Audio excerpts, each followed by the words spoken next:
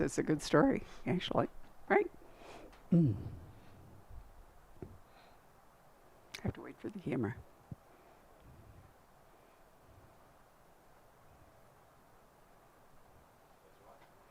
Good afternoon, everyone. Thank you so much for coming out this afternoon on a beautiful day when baseball and the weather are a big thing here in Scottsdale. Thank you, virtual audience, for joining us. I'm always delighted to have Michael Koryta. We've been together for his entire career, I think. 20 years now, yes. I know. It's just great.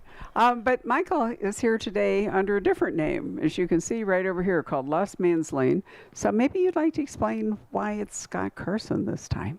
Yeah, you mentioned baseball, so the name is taken from the natural. Scotty Carson was the scout who was never on screen, and you didn't really know if he was working for the good guys or the bad guys, so that was where I came up with the pseudonym. But I write under the Carson name when the books are more of the supernatural kind of Stephen King territory. You know, if there's going to be a ghost or anything of that nature, it's Scott Carson these days. Got it. And then I'd like Koryta handle the, straightforward crime novel. Right. And they're wonderful either way. I think because Michael is one of the best prose stylists that I'm not really looking in the right direction. Let me just sort of back this up a little bit. One of the reasons that I love Michael's work is that I think he is such a superb writer, whatever he's writing about. But in this book, which sort of falls under your supernatural and all, I think this is really a coming of age story. Just happens to have snakes. Yes. Yep. There are some supernatural elements, but it is a coming of age story. It's set in 1999 in my hometown, which was Bloomington, Indiana, and the big influences for me with this one, I was thinking of, obviously King with The Body, but one of my favorite books is Robert McCammon's Boy's Life. I don't know if you remember that one. I have read it, yep. Love that. And John Irving, A Prayer for Owen Meany. So I wanted to do that coming of age thing with the narrator having that reflective voice where they sort of are looking back across the years too. So Michael started his writing career at a ridiculous age when he was barely out of high school. And so there's an autobiographical element in the book, not only about what it's like to be young, but also what it's like to have your first job as a private investigator, which is what you did. I think it's great that you can access all those memories because you're not, 19 anymore.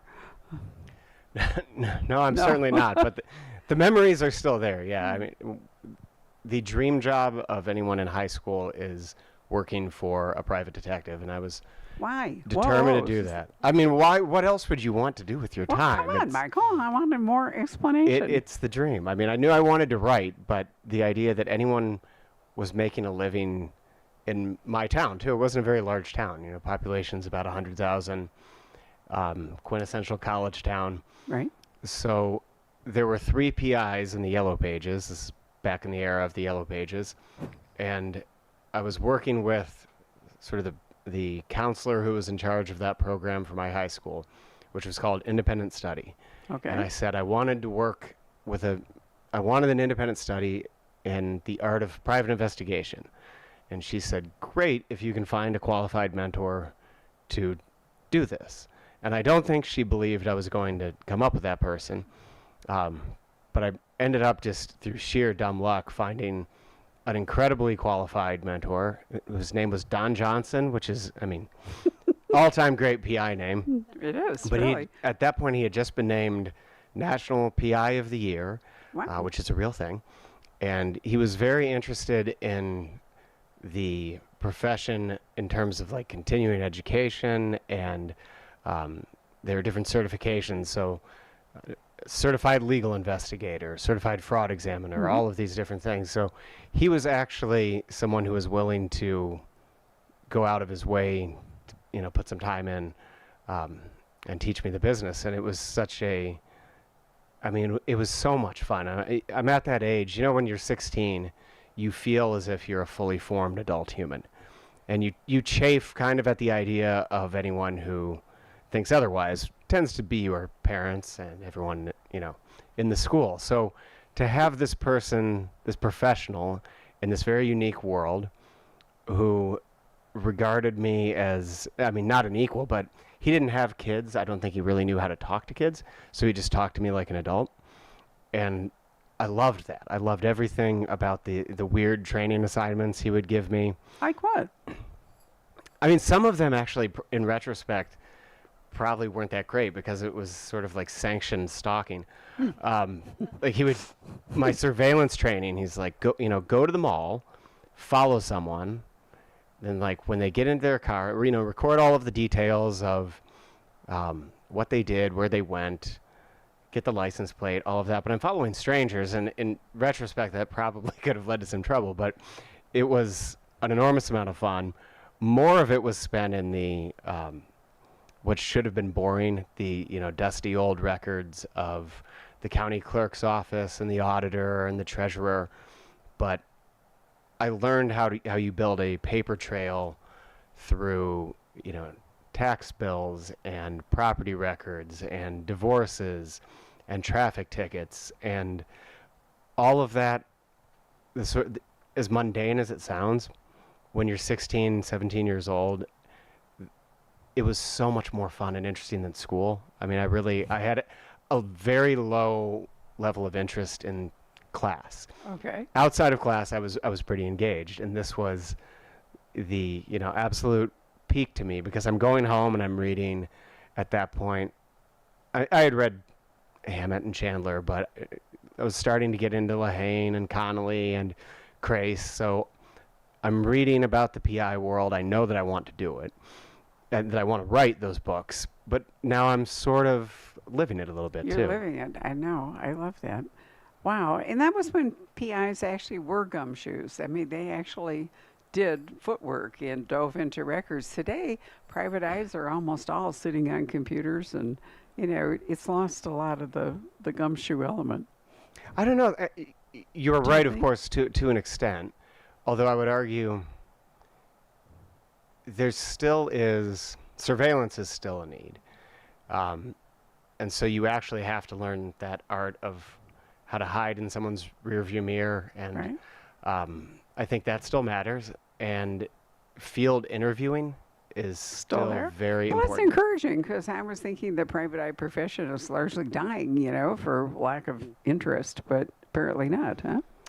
No, and it was a great exercise as a writer because you're looking at all of the weird details of things, and some of what he was giving me at a very young age is these sort of training tips I will do now just to pass the time, but then they give you a great eye for detail with books. So perfect example, I came in last night and I went to the Hotel Valley Ho and I had dinner and I'm sitting at the bar, and I can tell you they have great mirrors at that bar, by the way. So you can see all the doors. It's wonderful. I can tell you that there was a couple to my right. There was one woman between two guys. She was married to the guy on her right, but she was talking more to the guy on the left, which I found intriguing. There were two very drunk guys to the left who had had a really bad day making their bets on NCAA basketball. And I can tell you that the bottles are 12 in a line, and there are two glass shelves of them. And it's like, well, why am I doing all of this? It's because I sort of trained my brain back then to notice all of these random details so I could pass the tests that Don would give me. So if you write a book set in Arizona here in Scottsdale, which you might do, then you're all set, actually. You've I already think got all you're answers. enhancing recall and that eye for sensory detail. Right. And then the thing that doesn't quite fit maybe draws your eye a little bit more. And so that's how, when you get to the question of story, it's, okay, where do you find drama? You usually find drama in conflict or contrast. Okay. And I think the very early days of that PI education that I'm trying to recapture in Lost Man's Lane were about building that sense of observation. And in fact, Michael's first, was it 5 books, were private eye novels, which I loved. I think you were, 21 when the first one published? Yeah, I sold it when I was Something 20 and like it came that? out when I was Yeah. 21. Right, Yeah. I know, it's amazing, isn't it? That you would have that great a skill set. that young, because I think the thing is that a lot of people who try to write a book at that age overwrite it. You know, they're trying to be like Hemingway or something, and you know, there are a lot of bad books that come out. But you know, you dove right in there You to didn't write see a my good first Private three, Eye. though. I think Oh, the three okay. unpublished books are probably Ah. certainly not suffering from being underwritten. It was, you know, swinging for the fences there. But Tonight I Said Goodbye, my first book, was actually a sequel. And I think in Okay. the first book, the first of the Lincoln Perry books, I met the character then and the supporting cast, but the story just wasn't great. And that one got pretty close to publication, too. St. Martin's took that all the way up the ladder. And there was a week or two where it seemed as if they were going to publish it. Then they rejected it. And when my editor, Pete Wolverton, called to explain, you know, that they were regretfully going to pass, I was so young and naive that I told him it was no problem because I was already like well along on the sequel, which shows not great business sense. When someone says we're not going to publish the first book, you don't reassure them by saying, don't worry, the sequel is well in hand. But the sequel ended up being the second book, and it you know, really did work out. Wow. Okay. Well, I mean, I think it's a wonderful story, and there's so few people that I think have successful careers starting at the age that you did. I'm sure we could find some. Who can we think of? I mean, Fitzgerald. Okay. So Well, there's an icon. there's a good one, Mary Shelley. There aren't a lot of us, though. I will say. Not a lot. So here we are with a mature Michael Koryta writing as Scott Carson, but accessing who he was as a teen. And you know, I was a teenager in the 1950s, but I was interested reading it that what you describe as life in Bloomington, Indiana in the 1990s wasn't actually that different from life in the 1950s. But if we tried to do it today to be a teenager, it would be, I think, a different world. You're absolutely right. One of the reasons I loved the year '99 was beyond the fact that I lived it. I think it feels like this time capsule where we were right on the edge of a very different world because I grew up with technology. I grew up with computers, my beloved AOL Instant Messenger, which I think was the pinnacle achievement of social media. It's only gotten worse since then. But we didn't have the omnipresent technology following us out the door. And, you know, our lives weren't always recorded in that way. Didn't have a phone to carry We didn't have, around. exactly. You So know, now, you know, you feel, you know, you panic if you leave home now without a phone, and all these things occur to you. What if I'm in an accident? What if somebody needs to call? What if my kids, you know, and it used to be that you just left home and, you know, you deal with it when you got back. But it was a superior way to be a kid, I it think, really too, was. because you could get away with some stuff. Oh yeah, I mean, you know, It'd be hard now. I remember riding my bicycle all around, you know, Chicago. Well, not Chicago, but the suburbs, and out into places. My parents probably would have had a stroke if they'd known I was out there by myself in the lagoons or something.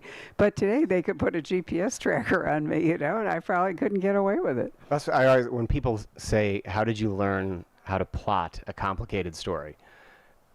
I think back to being 16. I'm like, it was probably trying to get away with shit from my dad, honestly, because he was not someone you weren't going to get away with anything winging it with him.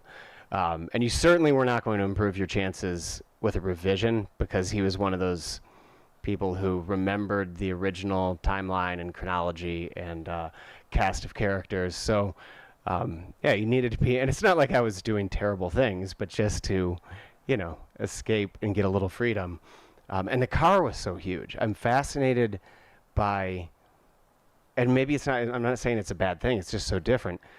My friends who have teenage kids who turn 16, 17, and they have very little interest in getting the driver's license.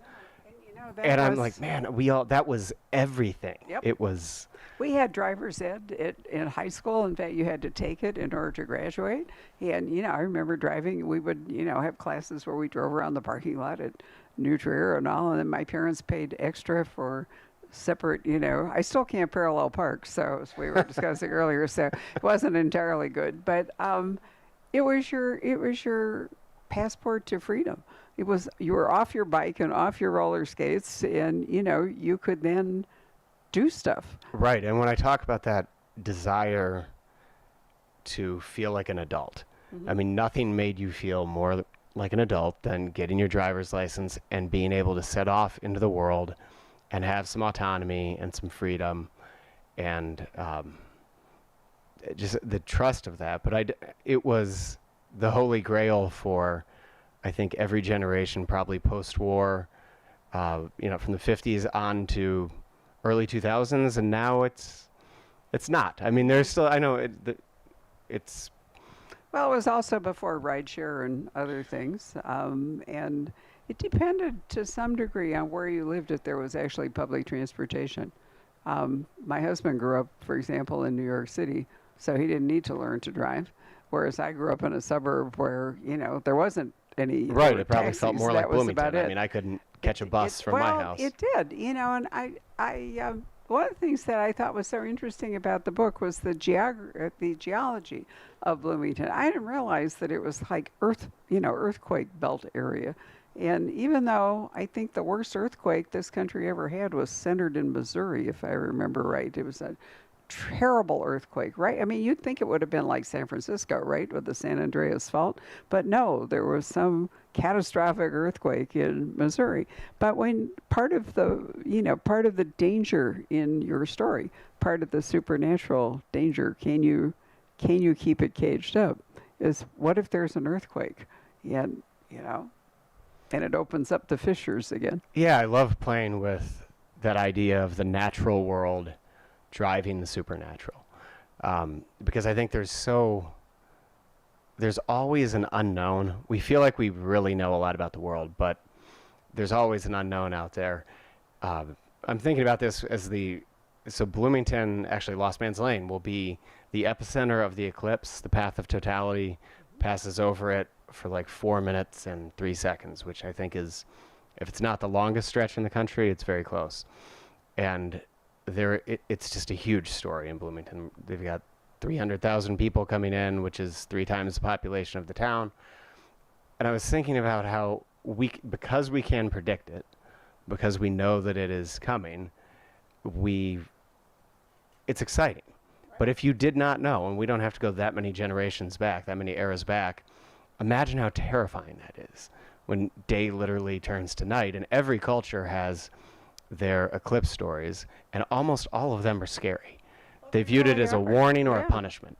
And the people who could sort of, be astronomers had an edge, because in some of them were able to, predict it would happen. Isn't it, I think, the Battle of Hastings in 1066 in part? Wasn't there an eclipse that was part of the reason that the Norman forces won? And the unification of some American Indian tribes under Tecumseh basically boils down to a bunch of previously warring tribes believing that he had some sort of supernatural power because he had, quote, predicted, right, this event. So I love the idea of working in that history of the natural landscape and then trying to just tweak that a little bit and make it as creepy as possible. Well, it certainly leaves us with an ominous ending, because I'm not going to spoil the ending, but the menace is not forever controlled. No, and so we've been having this conversation for 20 years as I keep writing standalones, by and large, and the debate of should you be doing a series, should you be doing standalones? This is one that Stephen King, who graciously read a very early version and actually saved a character's life, which I wish I could discuss without spoiling it, but there's just no way. He mentioned in an email, he said, you could do a sequel on this one, and I felt like he was kind of like knocking on my head, like, hey, dummy, like there's a chance to build the brand here.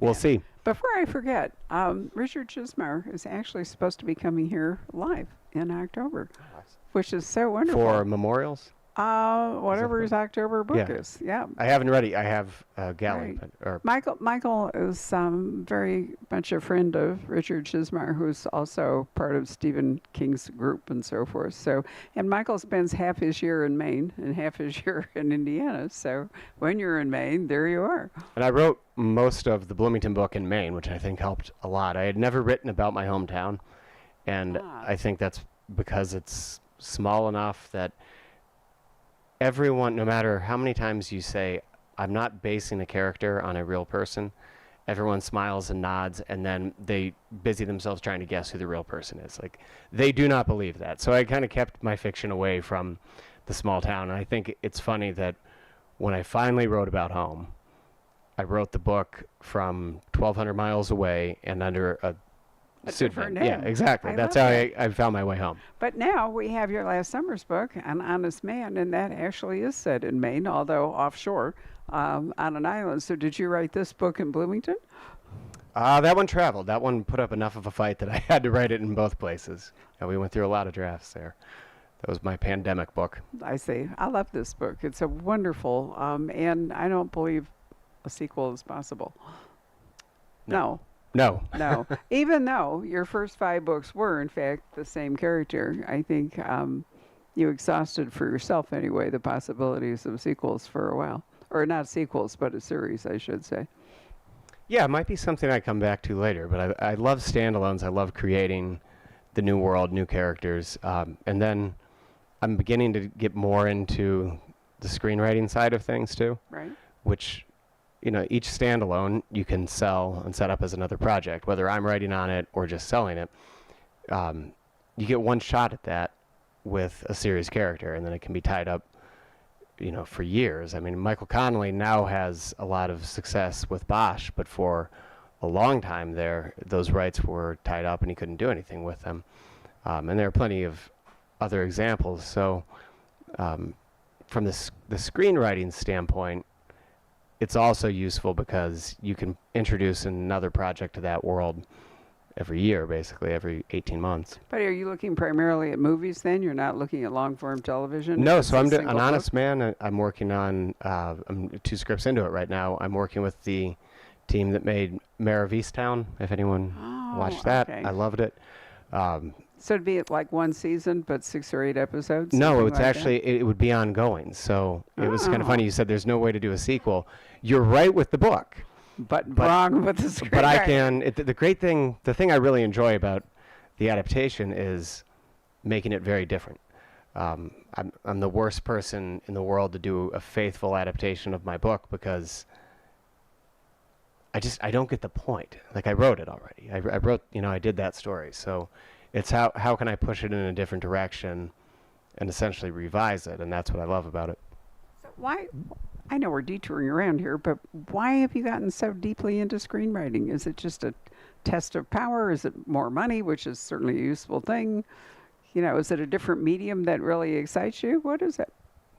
I mean, a little bit of all of the above, but I've been writing novels since I was 16. Right. 25 years of doing the same thing. I still love them. I don't intend to quit, but I think having wanna stretch. a different medium and stretching, it's also going to make me a better novelist. I have no doubt about that. But creatively, to stretch and try something different is. Yeah, I'm trying to think who was I talked to the other day. I can hardly ever remember who I'm talking to because every day it's so many people. But whoever it was said that their original draft of their book was all dialogue, 100% dialogue. And then they had to go back and actually fill in all around the dialogue. So basically it's a screenplay, right? And then instead of like the set and the actors and so forth doing all that, the author then has to go back and fill it all in. I was fascinated. I've never heard anybody say that I've heard before. a lot of different process approaches. It's a very That's new. successful writer too. I just can't remember which one because I've done It would so scare many. the hell out of me. Well, but I mean, I thought it was a really interesting point because my understanding for many novelists is the hard part about writing a screenplay is to reduce the book just to dialogue because basically a screenplay is almost entirely dialogue with directions. I know Yeah, Diana had a really hard time with the first season with Outlander, to try to, she wasn't writing it, but she was watching it And the other thing was that a scene that in a book you can block out to work X, in the location, maybe the room or whatever it is doesn't allow it. And, so therefore they have to change it regardless of what you wrote. I guess I wouldn't go quite that far in the importance of dialogue. I think one of the things I've learned in that process is, I mean, you're obviously, you're not overwriting, you're not being novelistic in descriptions. That's why they have set design. But I think the best screenplays are moving the beats and trusting the actors. It's action and it's less talking.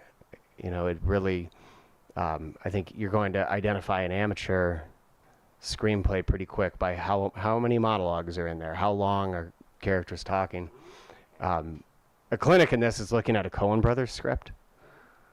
You'll see pages of one sentence, but it's moving. They're not over describing the shot, but they're also not sitting with characters who are talking in a room.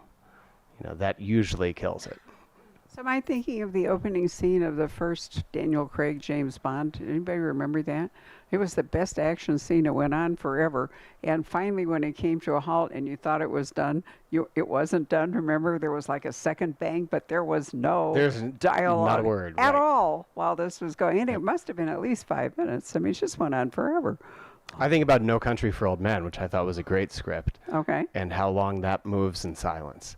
And the tension that is built by Javier Bardem's Chigurh character, sort of squaring off against Brolin when they're in those two hotel rooms and they both know that one's on the other side. But, I mean, there's no dialogue. It's all the beats of choice and decision within that tense silence that really makes it work. Actors, or not, and not you, the screenwriter? Well, it has to be both. It's on the page. Yeah. Okay. And it's in the novel too. Right. Well, let's go back to Lost Man's Lane and actually talk about it since we've been all over the place. We're in Bloomington, Indiana. You've all figured that out, right? Okay. And what's the name of our young man who is our... Marshall Miller is our protagonist, yeah. So he has a single mother. He has absolutely no idea of his father's identity, and she has refused to give him any clue. So that once he finds his way into the private detective's orbit, he sort of has a dream of using these new skills to trace the identity of his father. And the book opens with Marshall is on his first drive. He's just gotten his license. That's that moment we were talking about. Right. And he's promptly pulled over by police. And while he's with this officer who's suddenly takes like a pivot and becomes almost sociopathic in his anger, Marshall looks in the rearview mirror and he sees there's a girl in the back seat of the police car and she's crying. And the next time he sees her face, it's on a missing poster. And he realizes he was the last person who has seen this missing girl. So that's our launch point. Other than the policeman whose car she was in. Right. So I'm trying to think how we can do this. I hate to give away what the actual menace is. So yeah, please don't. I know. I'm trying to figure out, how there's this really... We set the hook and trust the reader. We did. There's this whole scary thing, but if we talk about it, it won't be so scary. But I guess my question is, if you're looking for... Because, I mean, I've read your other books where there are other menaces, and, sometimes in water, sometimes underground, sometimes in a hotel. You've had a great time doing all that. How do you pick the menace? It's a really good question, and I don't have an answer. I feel like it sort of picks me. The thing that just feels spooky to me on any level, there are snakes in this book, for example, and I think snakes are... Primally, we are wired to fear them, right? And then there's all this mythology and symbolism of the snake. But I was well into the draft before the first snake appeared. And then I went back and layered in that thread throughout. But I think I was, 250 pages into the book. And someone in the Hoosier National Forest, which is near Bloomington. I was in Maine when this happened. Someone posted a video of they were hiking and found two rattlesnakes fighting, and I mean they come up off the ground and smash together and twist around each other, and I had never seen anything like that before, and I was thoroughly creeped out. But then, because I have a warped mind, it just sort of stuck, and I was turning that over, and I thought I could really do something with that. You know, If you read the Arizona Republic today, you would have seen they had a whole section about what to do if there's a rattlesnake in your car. And Brittany Griner made the Republic not is wet your pants an option? Is that no? It's okay. close the door and call the pros. But I thought it was interesting. Did you see that Brittany Griner found a rattlesnake in her house, and she actually went after it and and they said no, that's the wrong thing to do. And also, do not run, because that will scare the snake. What you want to do is just cautiously retreat, and then don't try to deal with it yourself. Call the professionals. And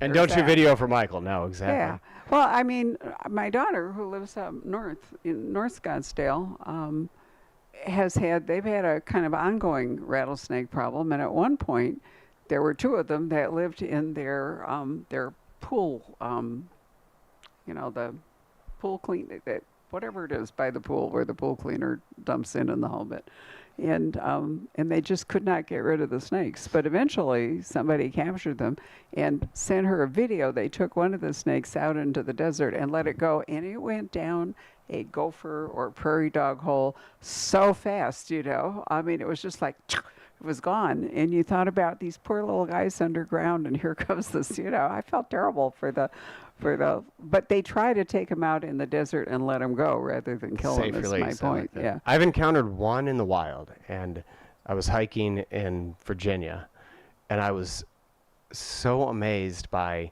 So it rattled before I saw it, and immediately.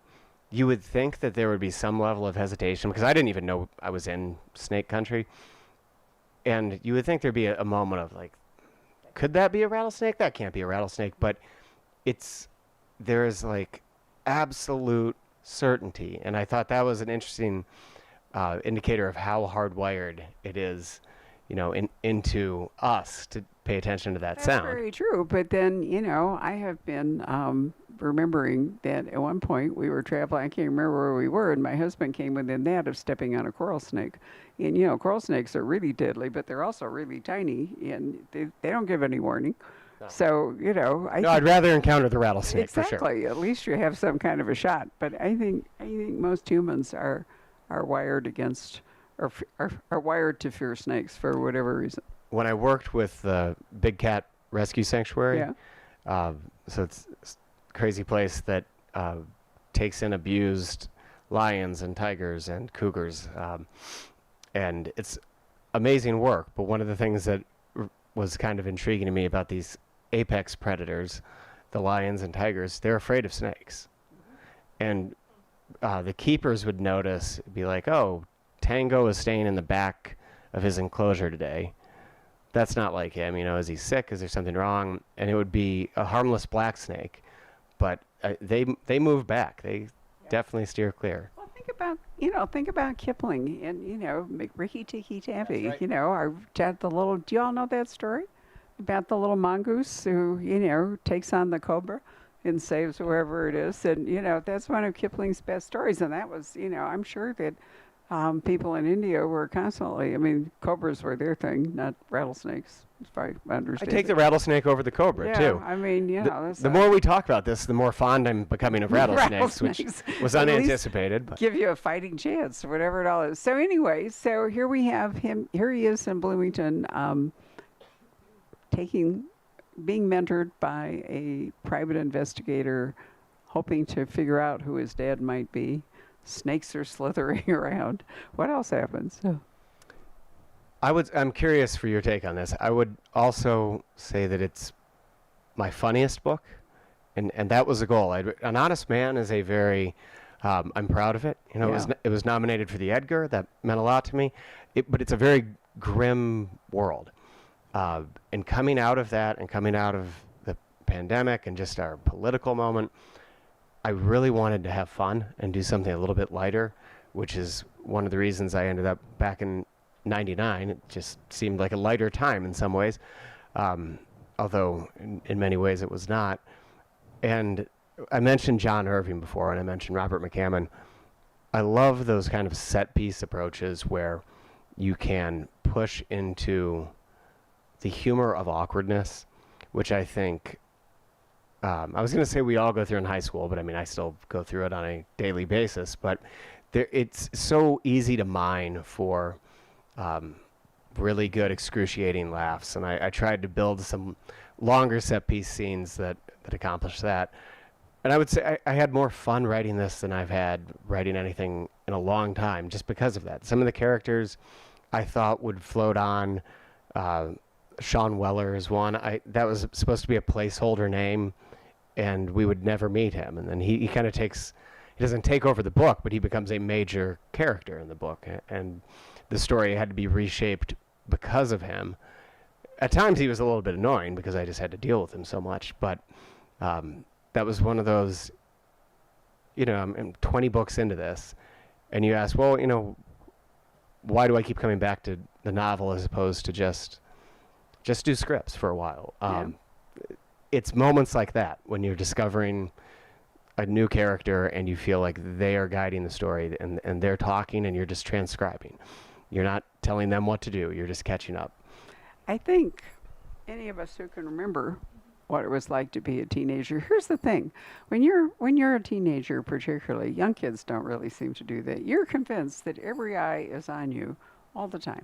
If I can remember standing up on the tee, for example, at the country club to play, and I thought, everyone's going to watch me hit this ball. You just know that that's the case. And part of growing older and maturing is you recognize that nobody actually cares if you're on the tee about to hit the ball. And so you sort of distance yourself. We're all sharing this world of narcissism where we just assume everyone's looking at us. Right. Yes. But I think that's a normal part of adolescence when we're, trying to figure out who we are and, our place and all. So I thought the humor in your book came from, those awkward moments of adolescence and I could relate to that. But I have also been recommending this book to young adults because I think if you actually are one and you're reading this, that there's a lot, to connect with. I would hope so. You're Yeah, a teen. I think if I did it right. I don't really understand the young adult market much. I mean, we don't deal a huge amount with it, or I don't, although we sell a lot of it. But I don't. But this is a book I thought, okay, you could really read this book from like 14 on up.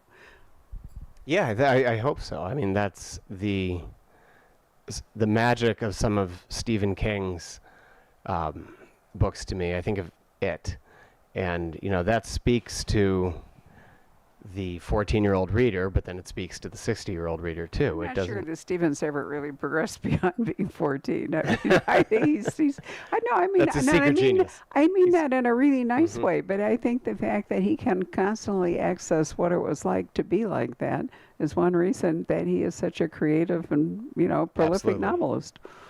And obviously I think that applies to you too. So anyway, the arc of the story here, we won't say how it comes out, is this young man working to find his father and what might come in his way. And, that's kind of the quest, because a narrative really needs to be a quest, doesn't it?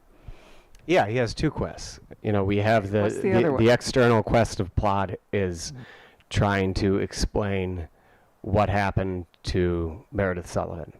And then after she The girl that was in the back of the girl car. he saw, yes. So that's the plot-driven quest, and then there's the more interior, internal to the character quest of identity. And I love a good identity story. I think we all connect with those on some level. So trying to weave those two narratives together was the goal, and it was the most. The fun points came when those two stories collide. Well, do we have any questions that any of you would like to ask? Yes. I do. I'm actually a private investigator too, so I wanted to kind of hear, when did you transition from doing that to focusing more on your writing? Yeah, so we have a fellow PI in the audience. It was my part-time job all the way through college, and then it was my day job. I was writing at that point, but it was my day job for probably 4 years after that, 5 years after that, and I never really got out of it. So we still we own a detective agency, but my wife, that is her business. I have very little to do with it now, and she's more focused on the background check, so it's much more the corporate side. The element that's doing field investigation and surveillance, things like that, sort of split off. But yeah, I met my wife. She had the MFA in creative writing. I had no training in creative writing, but I was a criminal justice major and had a PI license. And now she owns a detective agency and is a licensed PI, and I have nothing to do with that. So it was an interesting, bait and switch, I guess. But I stayed. I would also come back occasionally when my old boss was still, when he was more active in it. He would bring me back now and then to help out with the case. So I'm curious now, knowing that you're a PI, would you agree with me that the influence of the computer is a little overhyped? Yeah, and I think that people also don't realize that there is still active PIs because you're not really aware that like surveillance work, you are essentially like stalking someone, so it feels out of body, it feels abnormal. Absolutely. They don't know they're being watched, whether it's for like a workman's comp or like insurance things or even like cheating scandals are really big, especially in Scottsdale. Those cases are Yes. actually like very alive. Aha, So, cheating scandals in Scottsdale. I No. never worked. I never did infidelity work, and the reason was my boss used to, and then he took a case where he was supposed to be investigating, I think on behalf of, it was the male. Yeah, okay. So the client was the guy, and he thought his wife was cheating. Hires my boss. Before my boss has an opportunity to really do any work at all on this, the wife sent photographs, hard copy photographs, to the client to sort of up the scale in their personal feud of her with the other guy. And the client murdered the wife and the boyfriend. And my boss then spent, I don't know how much time embroiled in this court case. I think he got a retainer, but it was like, this was a nightmare. Yeah, exactly. Way more than, so he always tried to stay away from that. But Indiana's a no-fault divorce state, so custody cases were huge. And that's a lot of overlap on the same terrain. It's like, it's not a cheating case necessarily, but it always is, or very frequently is. And those were, I don't know what your experience was, but from an emotional perspective, it's always so draining when you are dealing with, you're seeing the kids. I mean, you're seeing, from a distance. You're usually not talking to the kids. The attorneys are handling that. But I don't know. There were a few cases that just stick with me where I felt like I was watching kids who had almost no chance. They were just going to be collateral damage in this feud between. And that's kind of reality. I also am a legal assistant, so I work in divorce and child custody. Yep. So I see both sides because there's two separate jobs that I have. I do the investigating on the side before I'm going to transition and be full-time investigator. So it's kind of like I'll see both worlds, like the reality Yeah. of like going through divorce and child custody issues, and then when there are the cheating cases, it's sometimes inevitable, and that person might not want to see what you're going to find, but So I'm curious because you're active in it.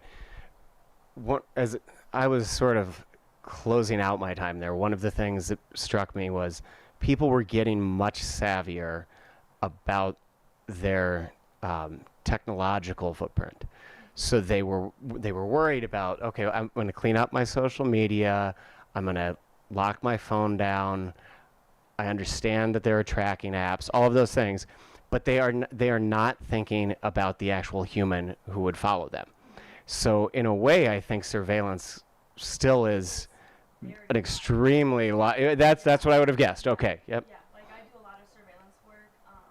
Like my car is tinted out, Yep. and then you just have your strategies of where you park, and when people get out, you change your appearance. Really, like I have an extra pair of clothes in my car. Yep. Absolutely. Like you would never know, and it is like exciting, but it's also like stressful because you have to like in the moment, you never want to be seen. Mm-hmm. So. Yeah, so you understand what I meant with the phrase "hide in the rearview mirror." It's even stuff like that. It's like, okay, how long, if you don't know where someone's going, it's okay. How long can you stay directly behind them? Not that long. It actually helps if you have the distracted driver, so you try to float in the blind spot, but you don't want to get hung out in a turn-only lane.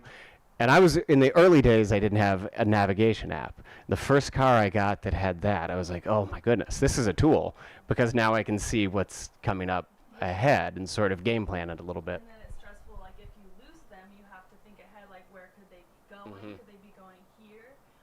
Because like, yeah, if you're at a light and like people aren't thinking they're being watched, and how often do you really look in your rear view mirror? But because we're like, I do all the time. I do too, so that's why I'm always looking. But Yep. you want to have like a bumper car in between, but it's still like Yeah, you need to street with turning and parking, like plan the intersections. yeah, like they're like, why is this car like keep getting closer than farther? Like it's just really strategic, but This is amazing. When we go off camera, don't leave. And you either, because we're getting close, Christina, to the breaking story. I know. Ask my question? Sure. Michael, I hope this is the right question. I could swear that when talking about an honest man, you talked about that you write with a playlist. Yes. Yeah. So what was your playlist for Lost Man's Lane? It- Is it with some humor? Okay, so it's actually documented at the beginning of each chapter. It was a lot of 90s hip hop. That was pretty much the driver to put me back in that era. So Isn't it? I read somewhere, and I think it's true, because I can still remember the music when I was like, the music that we learn when we're teenagers is the music we hear the whole rest of our lives. It is the music of our life. Oh, it calls really. you And back Yeah, in- yeah, but in I the mean, you time. don't forget it. I can still do Chubby Checkers on Blueberry Hill, for example. I mean, it's been like, I'm 83, and how long ago has it been since I heard all that? Probably in like 1952 or something, but it's still alive in my head. Elvis Presley, the Beatles. I mean, I was there for all of that. So I played a lot of. There was some good music in the mix. There was some terrible music in the mix, but I wanted anything that would anchor me in that, Right. in that time. And do you include both the good and the bad in there? Yeah, I enjoy having some characters who fight over the quality of the music too. So there's a character named Carrie who's Marshall's friend, but kind of his, his secret crush. And she has good taste in music. She thinks he has terrible taste in music. So I enjoyed the. Dramatic for a teen, isn't Well, it was everything. I mean, making mix CDs. There's a lot of angst. You had to get that right. So Christina is actually debuting her debut novel that won the Tony Hillerman Prize right here on Monday afternoon. Congratulations. Or Monday That is evening, rather. So amazing. very exciting for her. But she's also an NPR reporter. So I do have something to talk to you all about. Are there any other questions that you got? Anybody? No? In that case, Jacob, you can turn us off. Advise them not to cheat in Scottsdale. Yes. That's right. Yeah. Actually, that's going to be the takeaway from this, is the amount of cheating in Scottsdale. All right, so I don't need to tell the whole